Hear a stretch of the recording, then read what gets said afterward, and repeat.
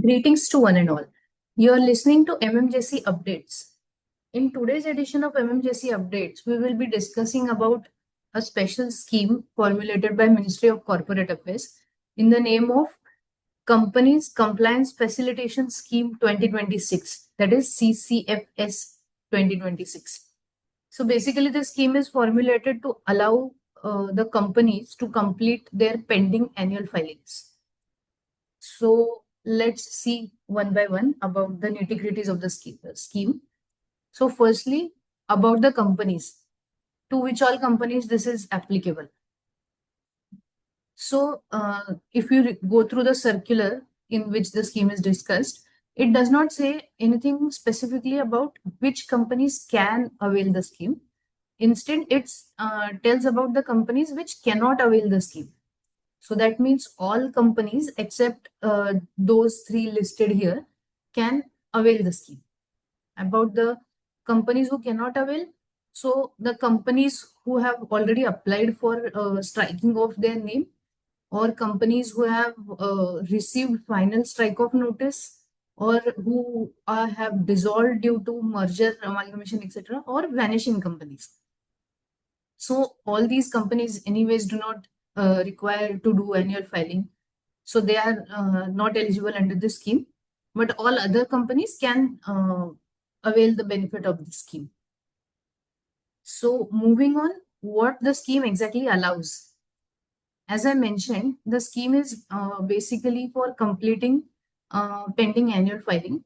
So this scheme allows the companies to file their annual filing related forms with a discounted late fees. Generally, it so happens that companies have to pay heavy late fees on the form filing when they file it in a delay. So MCA has reduced the filing fees or late fees applicable on this particular forms. So companies can file annual filing forms. The normal fee that is charged on the forms will be as it is, and there will be a discount on the late fees charged. Secondly, companies can file strike off STK2 form for striking of the name of the company.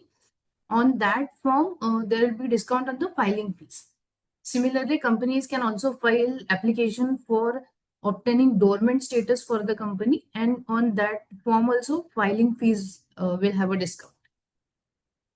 Now, which forms are eligible under this scheme? So, like I mentioned earlier, again, it is about annual filing. So all the annual filing related forms are eligible for being filed under the scheme. AOC4 and all its types, MGT7, MGT7E. Other than that, ADT1 and FC3 and FC4, which are filed by foreign companies, and all the forms of Companies Act 1956, which corresponded to these particular forms, are allowed to be filed under the scheme with the discounted late fees. Now, some food for thought. We know that actually the scheme says that if you complete the annual filing under this scheme, the penalty that is levied by ROC for late filing will not be charged. ROC will not take action for delayed filing of AOC4 or MGT7. But then also there are some other situations, some other difficulties that arise due to non-completion of annual filing in time. Like if the companies have not filed their annual filing forms, then they cannot undergo buyback, or directors are disqualified if the annual filing is not done for 3 years. Then the private companies cannot avail the exemptions available to them if they have not done annual filing. So the question arises that what about those difficulties? Now, once I complete annual filing under this scheme, will I be relieved of those difficulties as well? Now, talking about director disqualification, if the company has not done annual filing for 3 years, the directors are disqualified for the 5 years. So, is it that if I file the annual filing forms under this scheme, the disqualification of my directors will be removed? So, no, this cannot be the case, because Once the director is disqualified, he is disqualified for a complete period of 5 years. And unless that 5 years are completed, the disqualification is not renewed.